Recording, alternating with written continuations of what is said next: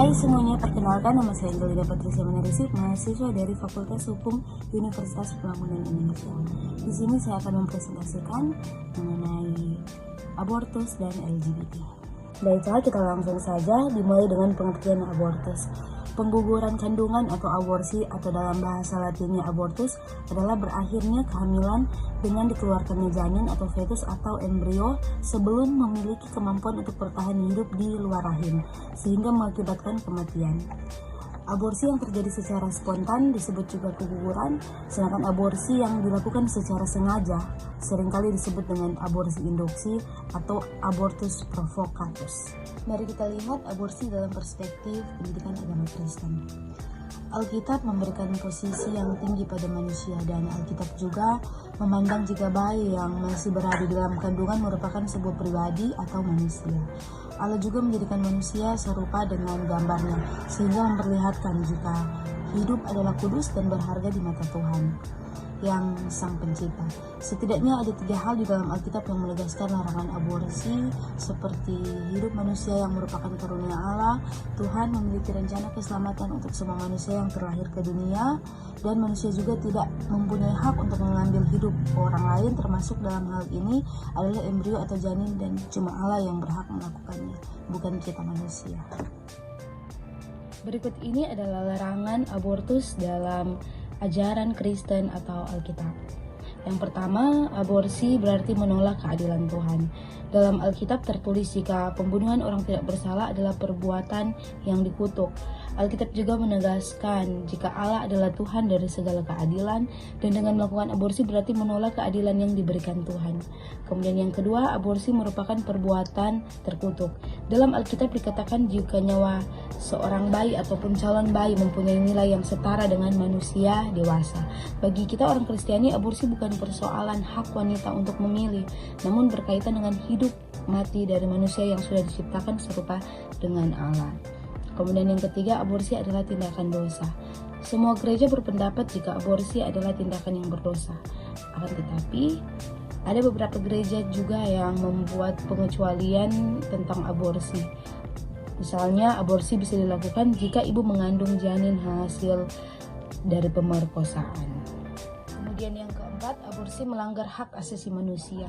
Sebab semua janin mempunyai hal yang sama untuk hidup, dan aborsi menjadi tindakan yang melanggar hak asasi manusia. Ini merupakan dosa berat yang harus dipertanggungjawabkan di hadapan Tuhan, dan tidak ada alasan untuk melakukan aborsi.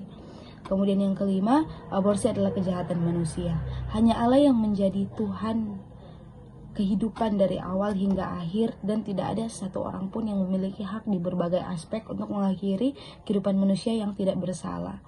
Kemudian yang keenam, aborsi menjadi dosa tak terampuni. Bagi siapapun yang melakukan aborsi dengan alasan apapun juga, maka ini menjadi dosa yang besar dan sama sulitnya untuk diampuni sama dengan beberapa dosa besar lainnya. Kita masuk ke materi selanjutnya, yaitu pengertian LGBT. LGBT atau kepanjangannya yaitu lesbian, gay, biseksual, dan transgender.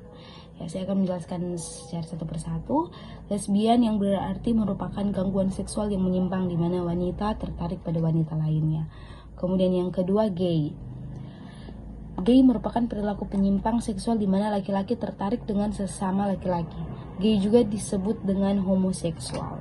Kemudian biseksual. Biseksual merupakan perilaku penyimpang di mana seorang menyukai dua gender sekaligus, baik wanita maupun pria.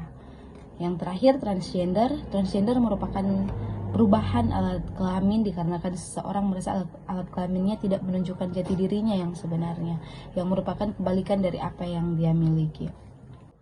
Dengan tegas, Alkitab menyatakan bahwa homoseksual adalah hubungan seks yang tidak wajar, pengumbaran hawa nafsu yang memalukan dan tidak mendapat bagian di dalam kerajaan Allah.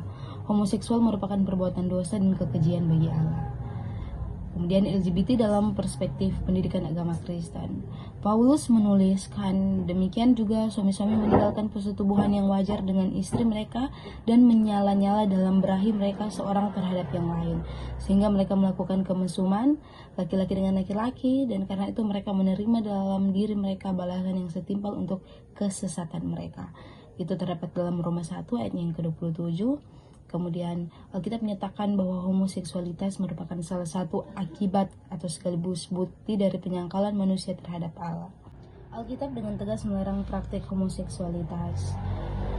Salah satunya bila seorang laki-laki tidur dengan laki-laki secara orang bersetubuh dengan perempuan, jadi keduanya melakukan suatu kekejian.